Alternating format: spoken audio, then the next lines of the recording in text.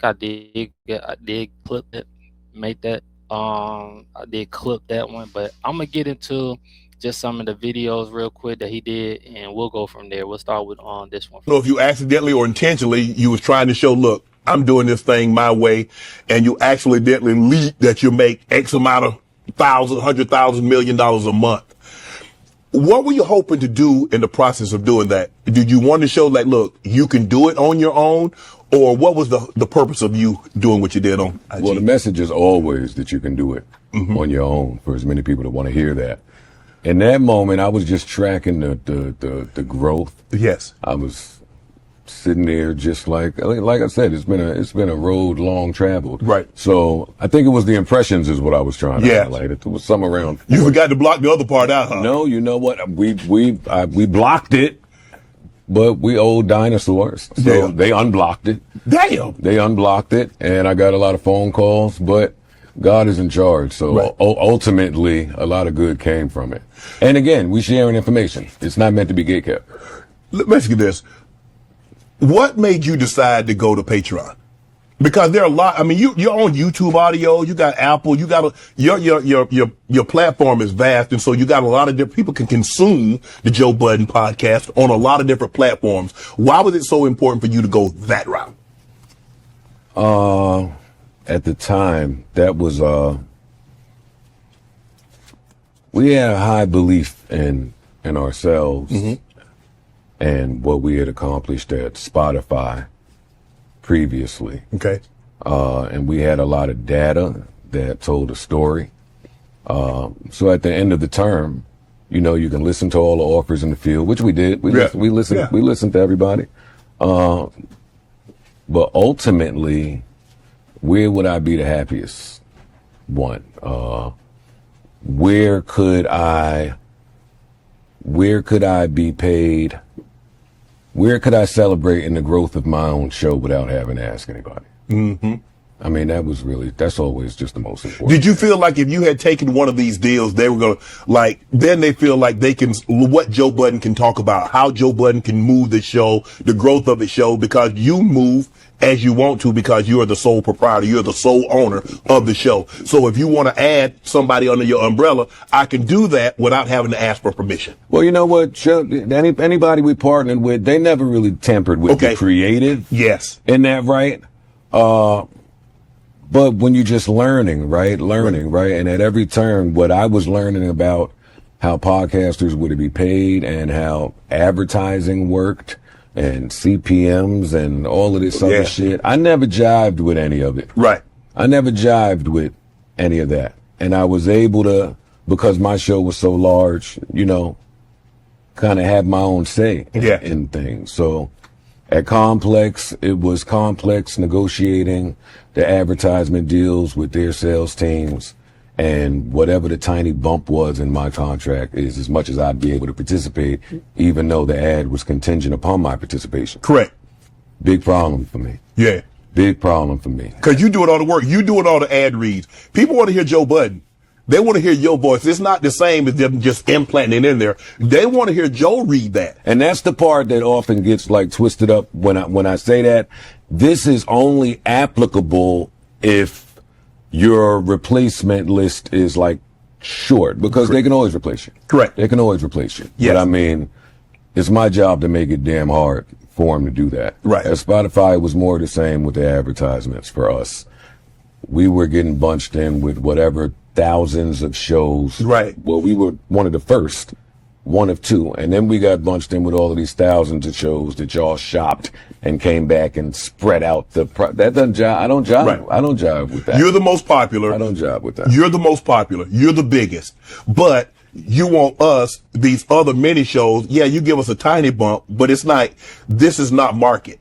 I want to be market. I want to be a free agent, because free agency is I can get what the market bears and not just bunched in because I'm under this umbrella. Well, and now you're taking it to the next point, which is you go kick ass at whatever the place is, you name it. And then at the end of the term, we have to negotiate the value of it. Yes. And a lot of times y'all are in charge of dictating what that looks like on your consumer face.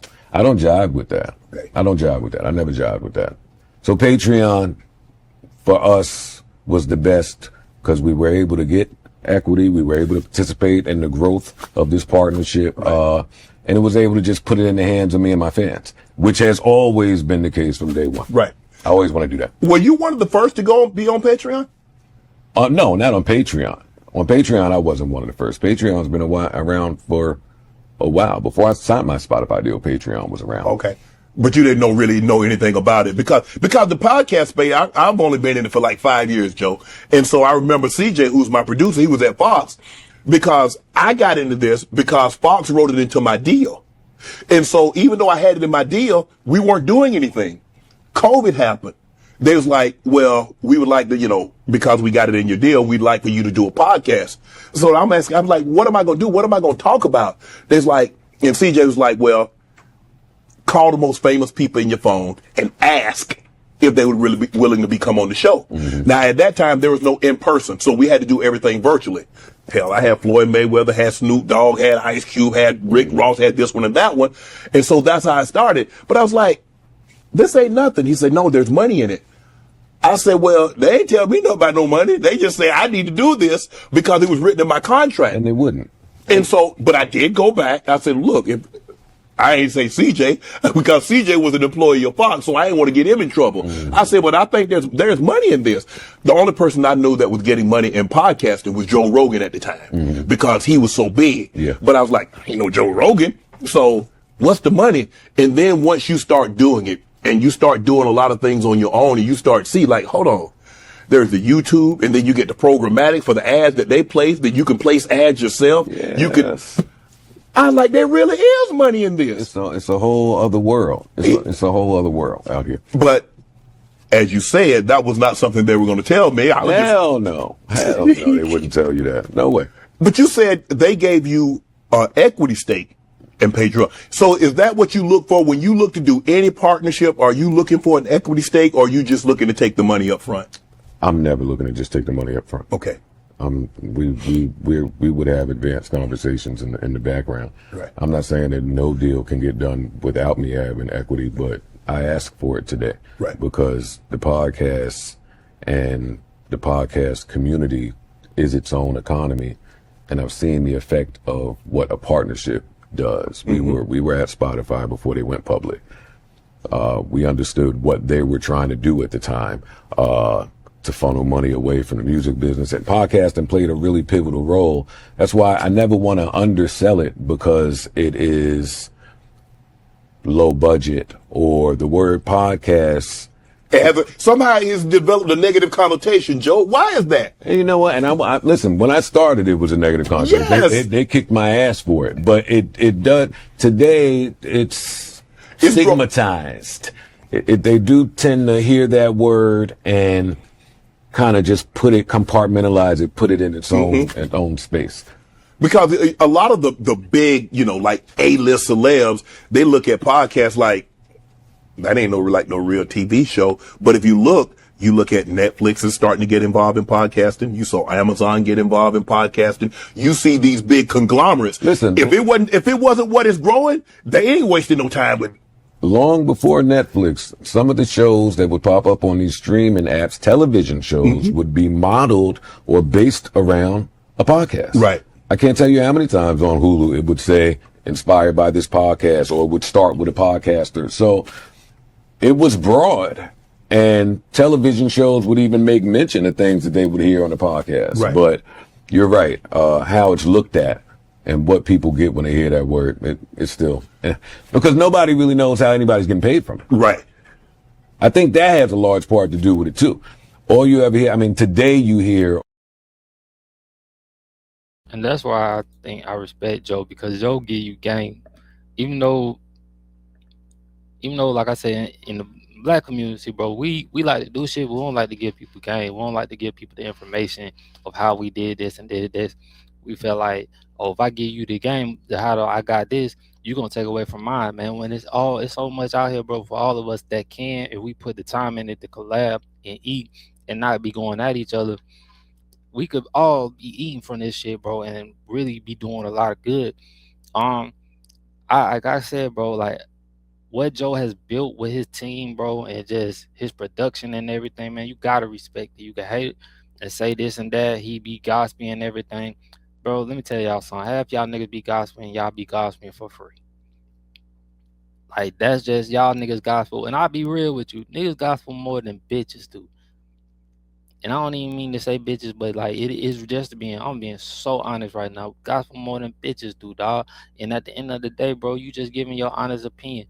Niggas get mad because people be getting their honest opinion about something. But that's what social media is about. That's what the internet about. When you on Facebook telling how you feel about something, that's you giving your honest opinion. Niggas get mad on Facebook because niggas be getting paid to goddamn do stupid shit and like that. And mind you, I'm not finna post and do everything that somebody do to get paid because I still feel some type of way about it.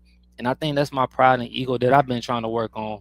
Just be like, damn, man, what how do I rebrand myself now into a way where I can still get paid more and not get demonetized? Cause I ain't gonna lie to y'all, bro. These last few years that I've been getting paid off Facebook, but I've been getting demonetized like a motherfucker. I missed out on so much money.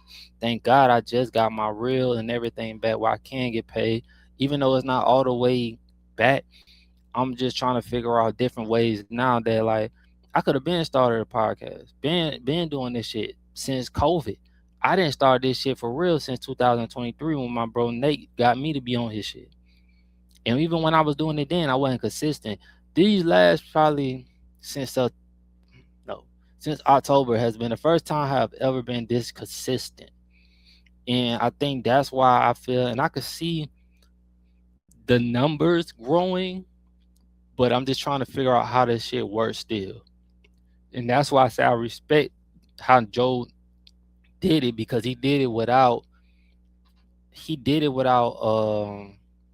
a team like as far as like people putting money behind him. He did this shit independently, and they took value into what his word is. They took value into who he was into in the industry and shit like that. Mind you, I'm still trying to find my place in just doing this shit. You got Antoine Daniels and certain people that have grown their brand off doing this shit, but they got like 8,000 and all this shit. Look at it, they got a lot of fucking content.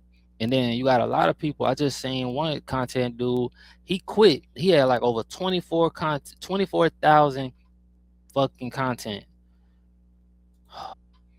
But that's why I was saying, man, I just got a lot of respect for dude for just how he built his platform. And like I said, like he only do it now only 2 days out the week. But even with the Patreon, I think they be there for a long, like at least 8, 9, 10 hours just recording. So you gotta think, man, like how much time and effort he's really putting in. If you there 2 days out the week, but you usually living the whole fucking day from like the morning to whatever, and you could put out this content and you put in and out of shit, bro. That's gonna cover all the other days that you might have missed. And I don't have the ability to do that right now, but I also want to start different things like a gaming channel and shit like that. I'm just trying to get my money right. I'm also looking into investing, getting back into my investing. And when I do that, I'm gonna start putting investment videos on here, bro. I'm trying to learn how to do this shit, um, and get into that field and just keep, you know, being able to grow as a person, as a man, where I don't always have to show me doing something negative or talking about negative shit. I want to just keep growing and growing in my audience. When I look at my analytics, because I study my analytics, I still got to figure out how to get in contact with the younger generation and just be, I guess, more exciting. Because I also like, bro, I got an old soul, so a lot of my fan base come from like the 25 to 60 year olds now. Like, and I share. It's funny, like my analytics say I got more 60-year-olds than anything that look at my shit, and I'm like, damn, what am I saying for 60-year-olds to really be vibing with me to be watching that shit? I just be thankful for the people who do watch it all over. And you know what I mean? Like sometimes, like I said, I get discouraged from this shit, but you gotta keep going, man, keep pushing. And who gonna rock with you is gonna rock with you, and who don't, who don't. And that's just how it's gotta be. Let me get into the next clip. I think that has a large part to do with it too. All you ever hear, I mean, today you hear all of these numbers. So people know that there's a way to get paid. Correct. but they can't figure out how. They don't really know how to get started. And then a lot of people just think, well, Joe Budden making 20 million. I should make at least 15. They don't understand. You didn't start out making 20 million. There is a gradual process, but everybody wants to skip the process. Not Joe. Everybody just wants to go straight to being the CEO. Don't nobody want to clean. Don't nobody want to work the desk job. Nobody wants to work the mailroom. And it's like, man, all you do is work. And so when they come, I'm sure you've heard it. They come to you, man, got this idea, want a podcast. I say, so how often you want to do it? Well, I just want to shoot like 10, 12 episodes a year. If you're looking to learn how to trade, a community is very important. And I've joined previous communities, and teaching wasn't one of their strong points.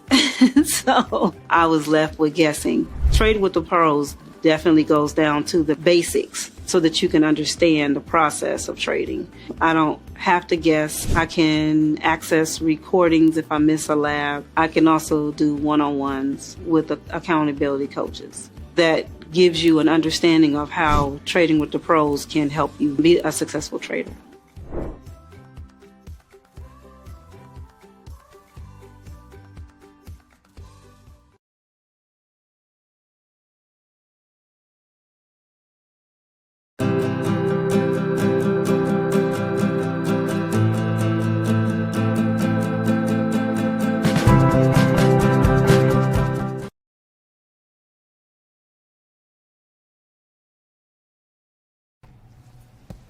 What? Yeah. And so you think that's going to work? You want 10 to 12 episodes a year, but you want how much?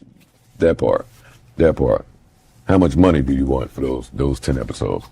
I'm like, bro. That's why I don't even know how to like give advice anymore, because and I do it week to week, different podcasts we call, and we have the talk. But sometimes those talks are a brother on episode 8 saying, well, where's the money at and how do I get paid? And I'm like, it may be a path for that, but that wasn't my way. No. I did this for years for free. A lot of that, I did this when a lot of the thoughts and ideas we had were way ahead of the technology, and we had to just wait for everybody to catch up. We had to wait for the ad agencies to catch up. We had to. So yeah, I don't know how to get paid by episode 8. I don't. Right. There is no money in episode 8, and because now everybody's starting to see there's a pathway. Everybody's getting in, and so it's becoming a very saturated market now. So you got to be really, really good. Now, look, if you're you're a big name, you know, if Denzel and Sam Jackson started a podcast, people are going to tune in at first. Now, the first 3 or 4 episodes, but then how can you keep them? Because that's the hard part, Joe, is getting people to listen. Man, Joe Budden, I'm going to see what Joe talking about. Can you get them to come back? Can you get them to come back again? Listen, we've seen a million A-list celebrities start podcast or make the big podcast announcement or go get a big bag and never deliver an episode. Nope. Not a one. I've seen them get fired. I've seen them. They're not, to be a podcaster, still to be a podcaster. Like you could count on the Joe Budden podcast to drop twice a week, 52 weeks out the year. I'm going to be there. Right.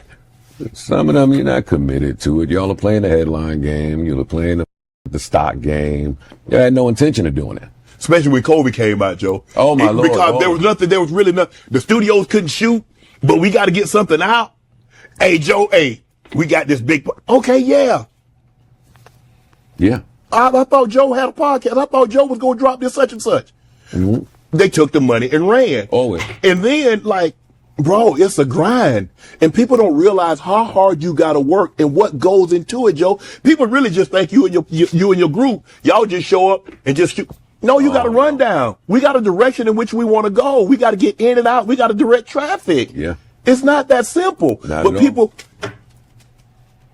when people don't see how the food is made, they think it's easy to cook. But if you watch your grandmother or your aunt or your mom cook, you realize that plate ain't just getting on the table in 20 minutes. She's been prepping this. Yes. She's been prepping this food. Yeah, all night. Absolutely right. And then you really took it to a next level. You're like, you know what?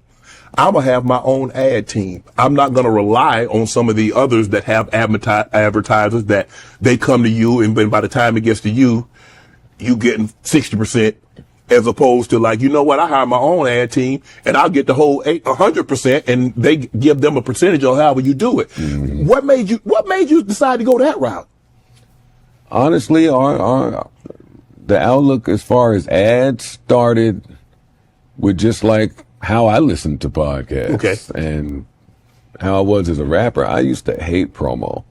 I used to absolutely hate doing promotion. I'm not going to lie to you. Even when an album was coming out, I wouldn't promo it. And when I would listen to podcasts and an ad would pop up, I didn't necessarily enjoy that. Right. I didn't like that. I didn't want to interrupt the flow of the conversation, which I thought was extremely important at the time. So yes. for this check, and I tried at first, and I'm talking, this is around 2015, 2016. Damn. 2015, 2016. I tried to, again, Shannon, nobody knew where money was coming from right. in podcasting.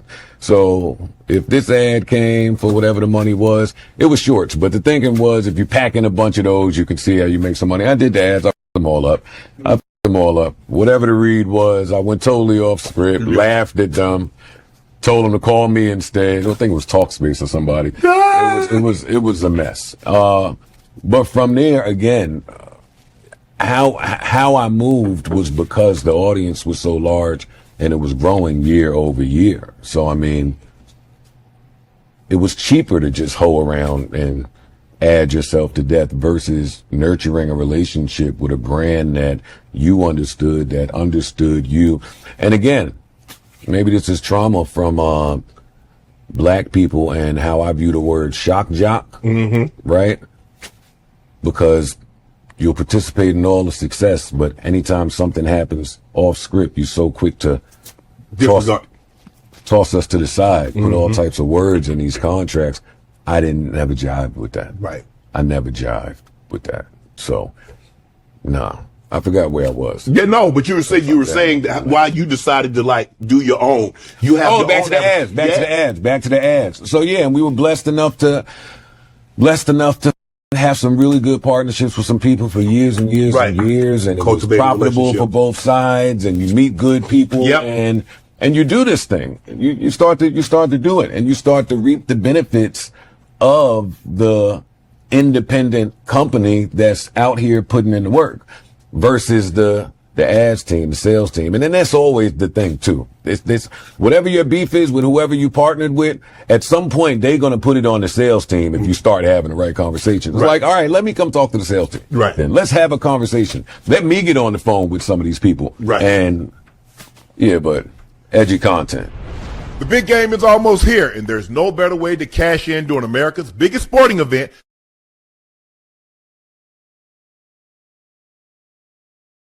See, man, when I think as I grow mine and I get myself more together, because y'all got to remember, I did just go through a situation with my brother, so that kind of threw me off a loop, bro, because he was supposed to be here with me to do this shit. As far as like my thing first starting this shit, when I first started, bro, man, I used to be on this shit, bro, and we was just having fun, dog. Like, I ain't look at this shit as really no podcast. It was just two goddamn niggas. We was just on this bitch talking shit, right? Mind you, I lost a lot of YouTube page when I first started, yo. I used to get copyright. I used to have my shit taken away from me. I had 2 of these motherfuckers taken away from me. I just got one old one back, but I don't even fuck with that. Like, and I grew this one, and sometimes, like I said, bro, I get discouraged, but man, I know, like, if he's seen this shit, bro, he'll be so fucking proud of me of just how far I've grown with this shit and just doing this shit by myself. Now, you don't see nobody else on here, but you see the commitment of me doing this shit. Not even every day, but just me doing this shit and really growing it. And I don't know where this shit gonna take me. Some days I feel like I'm on this bitch just to be on here. You feel me? But like shit like that, just seeing how far he said, and like, man, it was crazy. Cause I remember I got in an argument with a nigga, and I ain't gonna never say his name no more. But I got in an argument because that nigga like tried to talk shit about what I was doing. And I'm like, nigga, you not even able to do this shit, because if you was, you would do it. Cause y'all nigga, you got way, way, way, way less responsibilities than me. And it's crazy, like, niggas be trying to come at you, but I'm like, y'all niggas have way less responsibility than me, and you don't do this shit. And like when he said Shannon and two of the top podcasts that in black culture saying, bro, how hard this shit is, and I'm looking at people like, bro, y'all just don't understand. I've been saying this shit is hard. Do you get what I'm saying? How hard it is to find content. Like you can find content, but get on here for an hour or two and really spit game, spit knowledge, or just talk. Sometimes I be fumbling over my own words. Like shit, that's why I say I miss the weed, cause god damn, my nigga, I used to be able to just think and clear my mind when I'm doing this shit and just have fun. Now it's just me being sober, and sometimes I feel like, man, I don't want to do this shit, but I have to push myself through this shit and get through it and be like, man, I'm doing it for a bigger purpose. I'm doing it to open up doors for me and my family, because even though I might get on this bitch looking rough, I know the man I am. I know the opportunities I have, and I've turned down a lot of opportunities. Now I'm getting to the point where it's like, all right, bro, your kids getting older. Let's figure out some things that we can do, to get, let's get back into trying to get some more money in here, for we could put more into the podcast, get a better camera, get some more lighting, you know what I mean? Get some more computers where we can make this shit a little bit different, man. You feel me? And I can open up and do a lot bit more. Sometimes I get discouraged because I feel like I ain't got enough, and like it don't draw the attention that I needed to draw and feel like that, and I be discouraged. So I keep it 100 when I tell y'all this, bro. Like this shit ain't easy, bro. Starting a podcast is not as hard, it's not as easy as y'all motherfuckers think, bro. Like people think just starting that shit up and getting on here, bro. Just getting to 106 episodes was hard.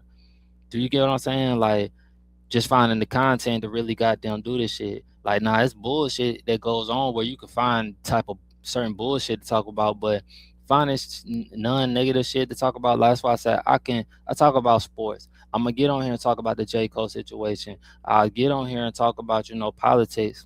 Even though sometimes I get tired and drained from the emotional effects of that shit, it's a lot. You get what I'm saying? On top of just being a single father.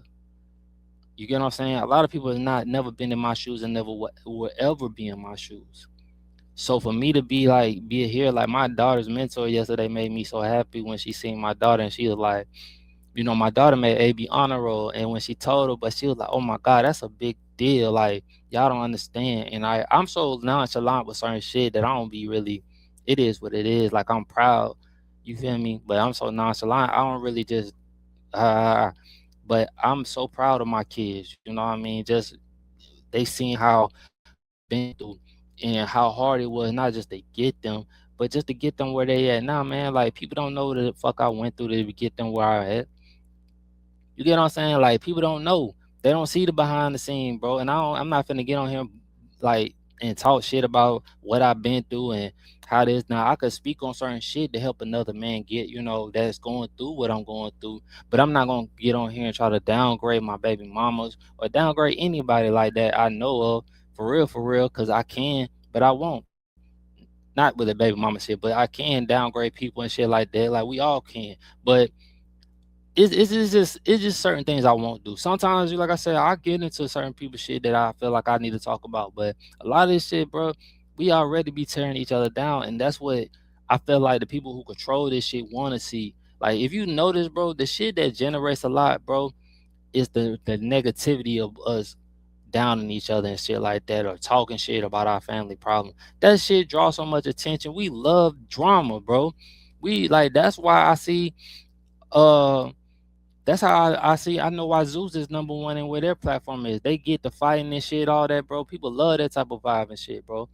But I'm gonna look at it and like I said, I'm about to start doing stuff with my kids and just having episodes with them where it's like I can reach another audience and I can spend time with them and we can vibe and just, even though my daughter don't like, she like, you record everything. You don't gotta record everything, and she right, cause I'm just like that too. But I'm trying to show her like, man, you gonna have to, like, if you want to do tattoos and shit, you gonna have to start recording your shit. You gonna have to open up to doing different shit to show people this is where entertainment is. Because they was talking about Shannon was just speaking on like people watching TV and shit. People don't really watch TV and shit. These kids be on YouTube. Like my daughter said my show was on YouTube. So I'm thinking in the back of my mind, like, damn, bro, these kids have traveled, like they don't give a fuck about like the TVs and how we used to wake up to watch Sarah Moore cartoons and shit like that. Like none of that shit matters to them, bro. You feel me? Like they be on YouTube. These little kids be on YouTube. So even then, I plan on, I got an episode. Hopefully, when my Coach Lewis his book come out, he said, I want to do an episode with you. Like I got certain people that really fuck with me, that fuck with me, dog. Like, and that want to see me grow, because I've always been the type to want to give opportunities. Like, I feel like that's what's the loss in the black community. Nobody wants to give opportunity, and I ain't got as much money as a lot of these motherfuckers, but I've done my best to give motherfuckers opportunity. Even when my little nephews, I plan on when I go to their game and start doing interviews with them after the game, man. Just start growing this shit and doing different things, because we not just gonna be in one bubble. Like, you're not gonna put me in one category, dog. You gonna see me do different shit and grow and grow and grow as a man, as a person, every fucking day. You believe in me, I believe in you. Let's participate. Let's grow together. Yeah, and it's you believe in me, I believe in you. Let's participate. Let's grow together. Yeah, and at some point, if you do it enough times, then we pass belief, we pass proof of concept stage. I'm done convincing people what's going to happen. Yeah. Like, I've seen what happens too many times when you pair this podcast with this company. I know what's going to happen. So no, if you don't understand what's going to happen, and you're not willing to pay for what's going to happen, then you can't participate in what's going to happen. It's the same way the other way around. When did you realize you were underpaid? How did you realize you were underpaid? And you decided to leave and go young? And you know what? And I'm going to say complex, but money was never the driving force, which is how we all end up underpaid, because we're doing it for the love and the look. Yes. It was that complex. Again, they up. I was inquisitive. I asked a lot of questions. I'm always early. I'm always punctual. I'm going to open the building. I'm going to be the last one here on the show. Right. I'm going to talk to the camera people. I'm going to talk to the corner suite.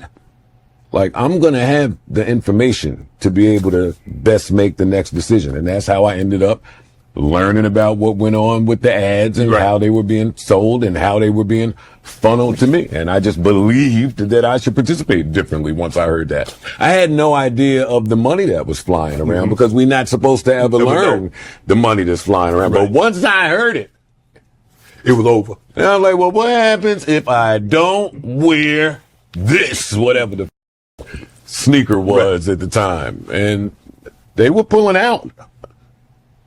Big money. Yeah. Oh, no.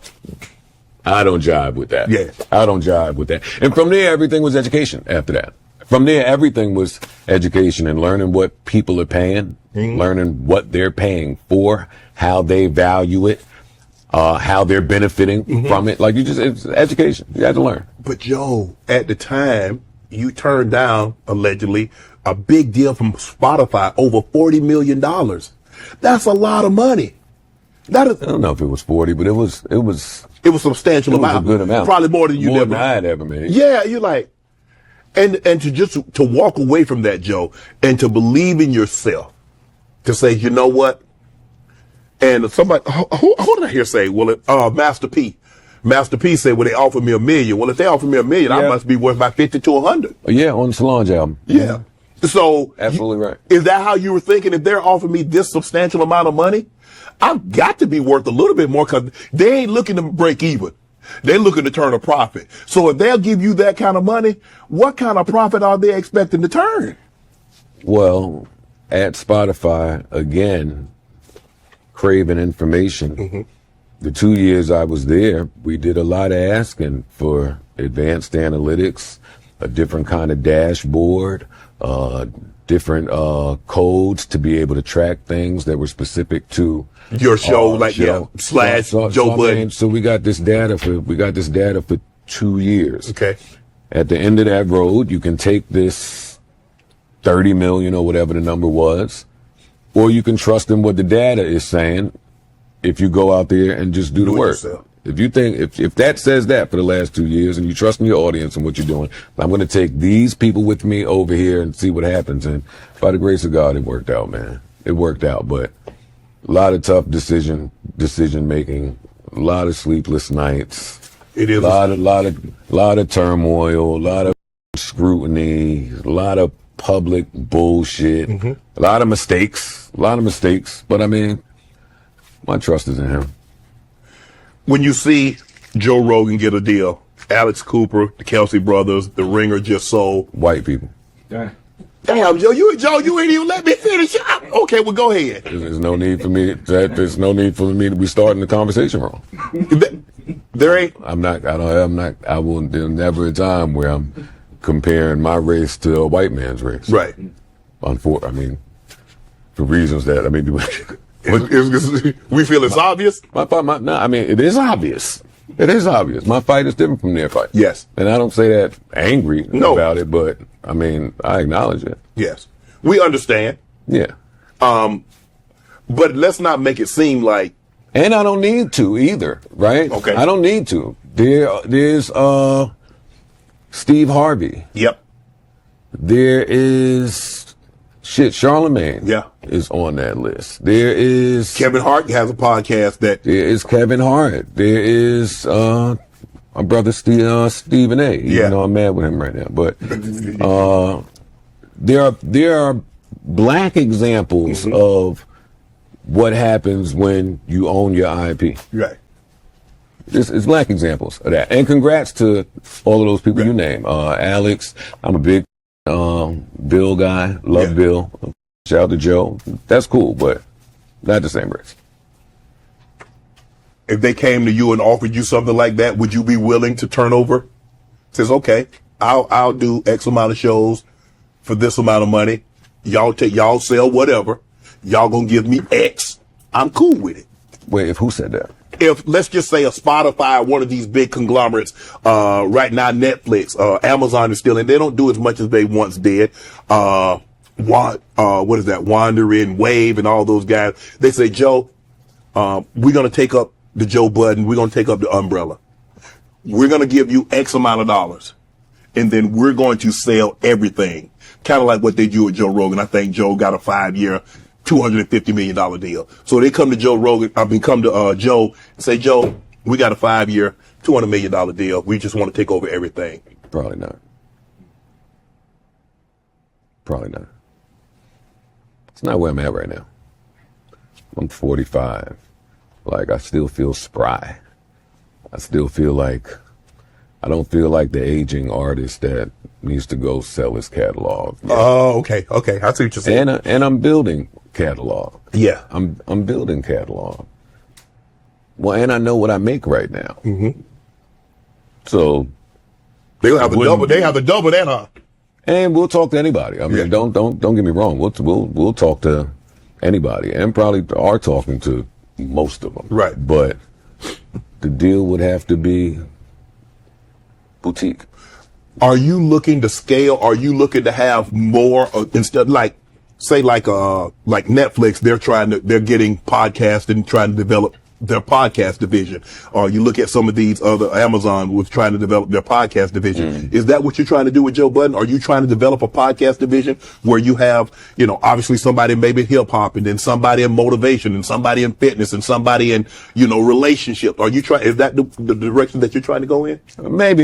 Maybe right now I'm focused on getting as many eyes as possible on the Joe Budden podcast and our exclusive content that we drop on Patreon. Okay. And from that, we have other shows. We have Podwise, which is a huge success.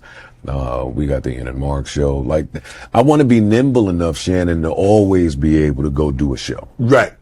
Whether that be a finance show, a sports show. Yes. I want to be nimble enough and have the staff in place to any idea that we think of, we can go execute, whether it be a doc, whether it be a comedy, whatever it is. So I always want to do that. Right this second, no. There's too much fun stuff happening out here with all of these platforms for me to be there right now. After watching a close friend go through a loss a few years back, I saw how quickly grief can turn to financial stress. No one deserves that feeling I saw him feel, and I mean no one. No matter what I offered to help, it wasn't enough. I promised my family I would never make them feel the same way my buddy felt.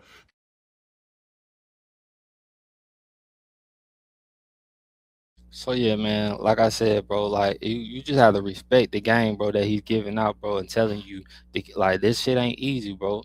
And that's why you see me now. I think when he first started out, he was just talking about certain things, but now, like, even now, he don't really talk about everything. Like, they talk about sports, but they don't really talk about sports.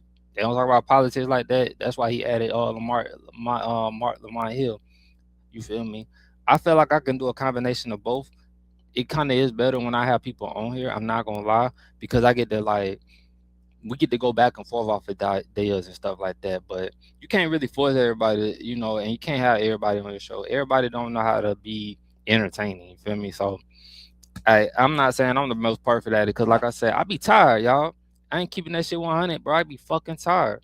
So some days I be on this bitch looking like drowsy and all this shit, bro. But I just be trying to put out the certain like content and keep doing that. And that's what you got to keep doing, man. Even through the hard times and the hard days, you keep, you know what I mean? And these are good examples what Joe is telling us, bro. Just look how far he came when he started this shit, and look at now where he's at.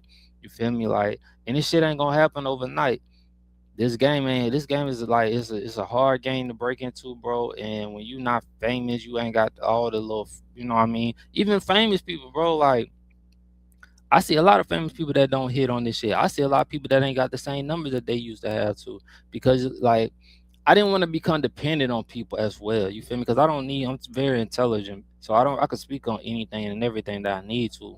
Like, don't get me wrong, I fumble over words a lot of times now. I don't know why, but it's like I don't need people on here. A lot of times we depend on people, we depend on guests and shit, and that's where shit be fucking up, because if people can't have guests, they don't really have nothing to talk about. They can't communicate well, they can't do shit.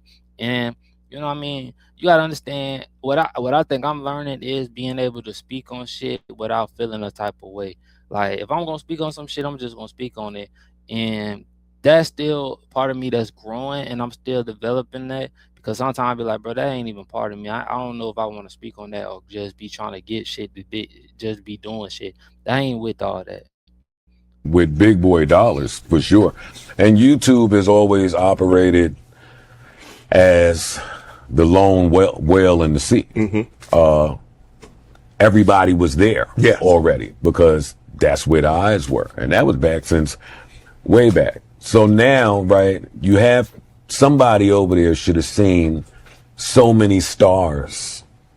They should have seen the kids doing baby music. They should have seen the lo-fi music channel guy. They should have saw it was before there was no Tubi. They should have saw the small independent movie guys, the director guys, the podcasters. You had them all. So now we're in 2026. Eventually somebody else in the sea had a dick. Yeah. Somebody else had a wallet, and now they see they may see more than you see. Then we have to find out about that. But there's somebody else with a checkbook that's coming to pull your biggest, and not just they're coming to pull from everybody they pulled from. Yeah. Right? That was Barstool, that was Volume, that was iHeart, they was wherever they pulled from. If I were YouTube, I would be concerned about what that meant for, again, not today, but everything is projection. 10 years, 5 to 10 years from now. Right. What does that mean? My little sister right now is 12 years old, and the next 5 to 10, you talking about 17, 22 years old. How is she going to be consuming things? How is that age group going to digest? Where are they going to go? So it'll be interesting to see what happens. But if I were YouTube, I'd be having a meeting about it. Wow. Good friend of yours. You guys go back and forth. Charlemagne. My man. $200 million to do his Black Effect, his podcast. Congratulations, Charlemagne, on that. Indeed. When you heard the news, like there was somebody in the Joe Budden that kind of looked like us, Charlemagne. I mean, Joe. Like 200 million. Like, damn. Congratulations. That's kudos. No, hey, okay. Let me see if I can get my group together and see what we can come up with. Can't hate about that. You can't hate about that. If you wanted to hate them, that wasn't the time to do it. You can't. That's a black man who put the work in, who did it his way with his ideology, and at the end of the road, found a way to bump into that type of, not bump into, that's not wrong wording, but to end up with that type of headline. Right. So there is nothing that you can hate on with that. It's inspiring. It's inspiring. Were you originally cast to be a member of the Breakfast Club? No. Where'd you get that? Who you spoke to? I'm just asking. I was so happy to be coming here, mess free. Because I don't have current mess. But who told you that? Where'd you get that from? Look. That was a good one. No, I was never. I don't know. I mean, you got. My name was in a hat. My name was in the hat, at inception. Mm-hmm. When they were tossing some ideas around, when they really didn't have a title yet. I went to one dinner with somebody concerning that, but I was never in further talks about it. Okay. That was a good one. We do our research. We somebody over there. We do our research. The Complex Show, Everyday Struggle. How did that show change your life? It changed everything about my life. Everything about my life. It was college. It was going to college for me, because I've never gone. So to wake up at 6 a.m, head into the city from Jersey, and just kick it with people. Just kick it with people. And again, all the learning that happened for me, all of the education I got from Complex, it was that time was everything for me. It was the education. We had fun. I think we changed the landscape of media at that show. It was a huge rebranding tool for me, which was a large part of what I was doing it for. Right. I thought people might have had the wrong impression of me, and all good things came from it. All great things came from it. Would you consider you guys were the first take of hip hop? Yeah.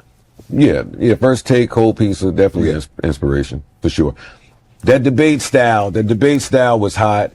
There was the conversation going on in hip hop about the OGs and the younger generation, and how we should be kind and treat each other and speak to each other. So all of that was hot at the time, and Complex knew what to do with it. They marketed it right. They put it in front of the right people. It took off. Hit, changed everything. Could that format work today? Yeah. Today, so much is personality driven. It is. It's in our hands today. So get the right personalities. If you get the right personalities, anything will work today. And there's so many people out there. How much you making? So they come to you to say, look, we got this idea. Because a lot of times, like, or an idea like, man, just for me to get on television, I'll take whatever. Because I remember when I was playing, Joe, my coach used to commend me. You know what I love about Sharp? Sharp would play this game for free. And I would always say, but I'm going to need everybody else to play for free, too. I ain't going to be the only mofo playing for free. If everybody playing for free, I'll play it for free. Mm-hmm. But you've not been to pay them, and I get paid, and I play for free. So when you look at it, it had to be a small amount. I mean, because it was a new show. You know, getting... Just Complex, I wasn't making no money. You weren't making no money? No, I wasn't making no money. $200? No, I wasn't making no money on Complex. Hell no. Damn. I was making enough to keep you coming back, drive back into the city. Again, money never moved me. Okay. That's never what I was doing anything for. Okay. With hip hop. Right. I loved this shit, and I wanted to be considered the best from people I thought was the best. Okay. And then I got a record deal and bumped my head all these times. I'm like, oh shit, it's a music business. Right. And again, more education. So no, I wasn't making no damn money on Complex. Hell no, not at all. Not at all. But that was the last time I was underpaid. But was it a situation that once you found out that they were making money and they weren't paying you any money, is that when you like went in and say, okay, well, I want to make X, and they was like, So why did you end up leaving the show? Well, I finished my contract. My contract was 9 months. Okay. They weren't looking to renew it. I had a child on the way. Okay. And that was the end. We weren't on the greatest of terms because of how I valued the show versus how they valued the show. And we tried a few times to come back to the table, but nothing really ever came from that. But and by then everything, that's when the deals became a lot more lucrative. Right. It was that point on. Complex was a proving ground. That show was like a proving ground of sorts. That was your proof of concept that Joe Budden can sell. Oh yeah. We were out of here. Everybody was ready to talk at that point. But when you do reality TV, obviously some conflict has to be a part of the show. Well, on reality television, yes.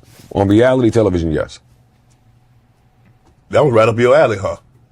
Well, which time? I have many different reality TV experiences. Yeah, you do. I have my first tenure on Love and Hip Hop when I had the stupid vests on and my barber was putting all the stupid shit in my face and I was high off Molly, so I couldn't even look at myself and say, hey, what the are you doing? Right. And I did that for years. And then sprinkling some X's. That was a mess. Yes. And more importantly than that, the contract may not have been the greatest for all of these different reasons. So cool. But then I think I had a couple's therapy. Yeah. Stint. Interesting. You like reality TV. I'm a fan of reality, and if you're going to tape it, then let's tape it.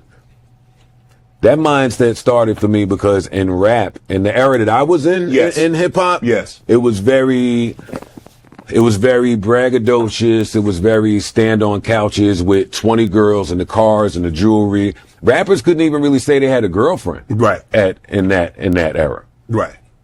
I didn't have the label support to where that would ever be my story, and that's not who I was. I was an introverted kid who suffered with addiction issues. That was my story. So, yeah. I forgot what I was saying just that fast. No, you said reality TV. That was my mindset, right? Like, in 2006, I can cut a camera on and... So look, y'all, he talks about, I don't know if I had a video for this or I cut it out, but he talks about having a pill addiction, and I could relate to that. I used to have one too, and what's so crazy is the people that used to know me used to be like, AJ, you need to stop that shit. And I wouldn't never even think about it. I don't even really know how I really stopped fucking with pills like that. You know what I mean? What people don't understand, bro, like pills, certain pills, I don't even like taking my Seroquel because I don't like the feeling of how it used to, like, it makes me feel. You feel me? Like, it has you fucked up for the whole day. You be in the hole, and you got to be careful because when you go to these certain type of doctors, a lot of people ain't never been to the dentist or these certain type of doctors. Like, after you feel a certain type of pain like that, they give you a certain type of medicine, right? And man, that shit take you in a place, bro. Them pills take you to a different type of place and feeling, bro. You be all in just a different place. And for him to be that vulnerable and speak on that shit, bro, a lot of us don't speak on our own trauma and our own addiction. We don't want to look like junkies and shit like that. But at the end of the day, bro, you go through stuff, bro. That's what shapes you and that's what makes you who the fuck you is, for real, for real. Like, don't be scared to tell your story, man, because we all got a story. We all have one. Be you. Get on this motherfucker and be you, bro. Like, I'm just looking at his old videos, bro, and the numbers that he had then, he ain't have now. Like, they just too different. Like, that shit crazy when I would go back and just look at certain shit, bro, and see how far, like I say, how he's grown and just what he went through when he first started this shit, bro. Like, you'll be amazed, bro. And I know it gets hard because when you compare yourself and you looking at other people on here, you be like, bro, what the fuck am I doing wrong? And a lot of times I ask my own self that damn question. But look, yo, I got one more video because my time running up on here, and I'm like, that's okay. It. That's okay. Okay. I'm not doing now I'm going on my platform to respond to what you had to say from what I had to say. I don't like that. So in other words, you have a critique. Somebody doesn't like your critique. They go on somebody else's platform or their own platform. They go on IG Live or whatever. That's their right. You done with it? Oh yeah. I was done after I finished saying what I was saying about it. I was done. Unless something drastic happens to call me back out to play, and that really is not going to happen with me and a female. Right. Most of the females have my support from day zero. Right. From them because they just been killing. So no, I'm not doing it back and forth with a girl. Or a guy, for that matter. Right. Or a guy, honestly. It's not even about that. Or a guy. Right. What the two biggest... On the internet? Yeah. Today? So, if... Sorry, buddy. If Cardi said... If a woman rapper. I mean, there's only like a handful of the ones that mean, you got Glow, you got Meg, you got Nicki. There's a bunch. And you got Cardi. If they want to say, look, Joe, I want to have a conversation with you because I want to see why you said what you said and the context of where you was trying to go with it. You down to meet? Always. Always. Man or woman. Right.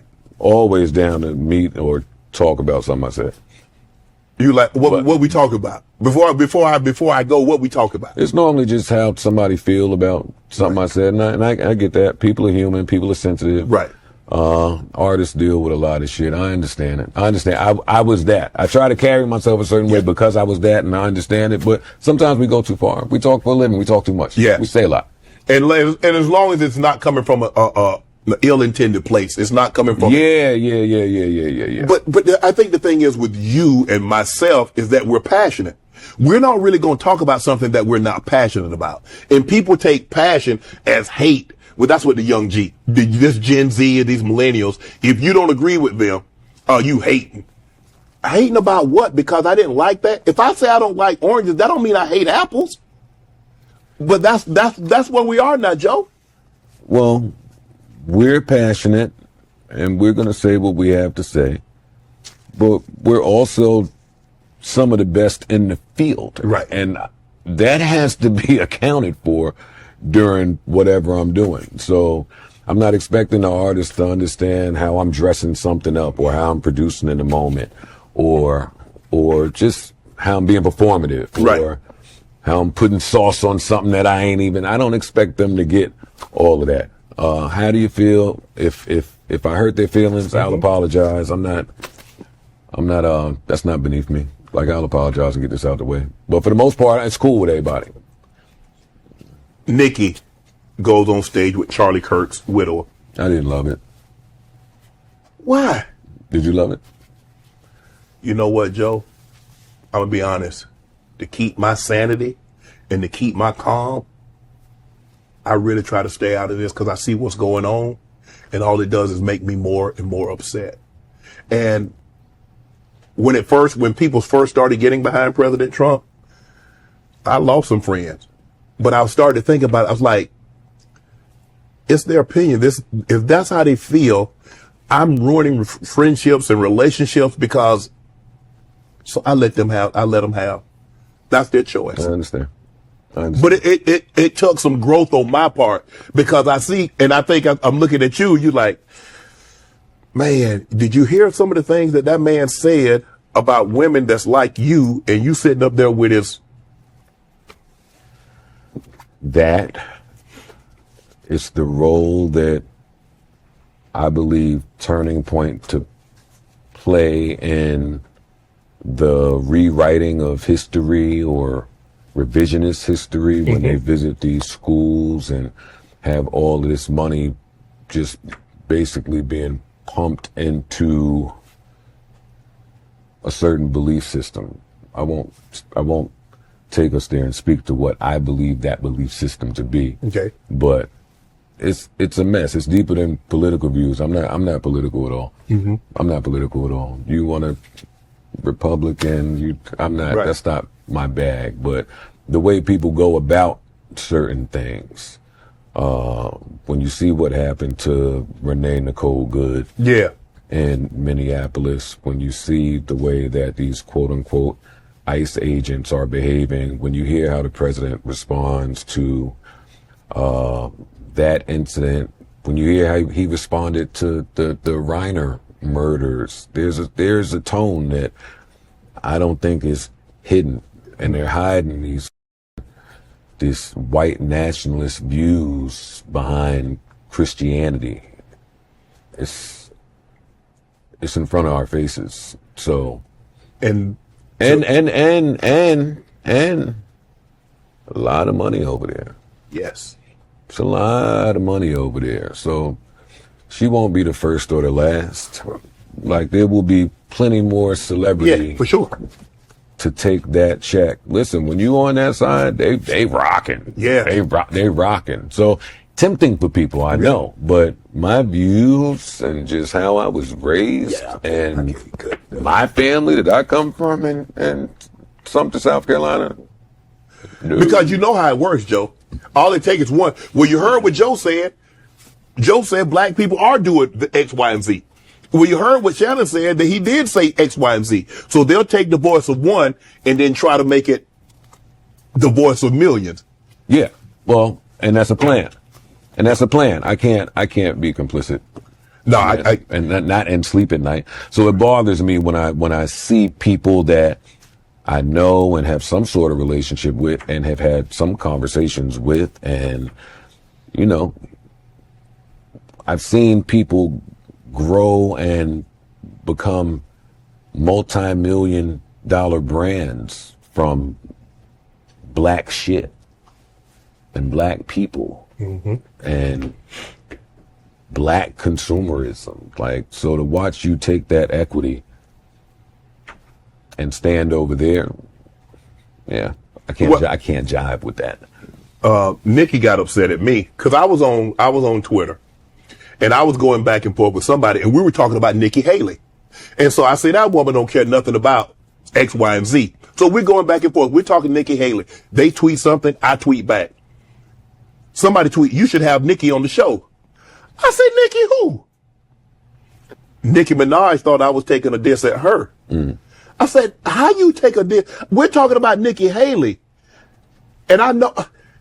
I remember that. I'm not, Joe. I remember that. We going back and forth. We're talking about some real heavy stuff. And then somebody said, you should have Nikki on the show. How am I supposed to know they're talking about Nicki Minaj when I just going back and forth 2 tweets about Nikki Haley?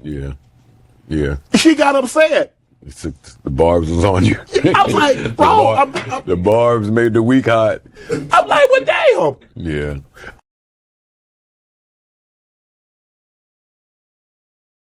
All right, y'all. So, like I said, man, you gotta appreciate Joe Budden. I think I might put the link of the whole video in my descriptions if y'all want to see the whole video, the whole interview. Like I said, he talked about a lot more other stuff too, but I just wanted to cut out a few parts, man. Like I said, I don't care how nobody really feel, man. Like I got respect for how he just grinded this shit out, man, for so many years.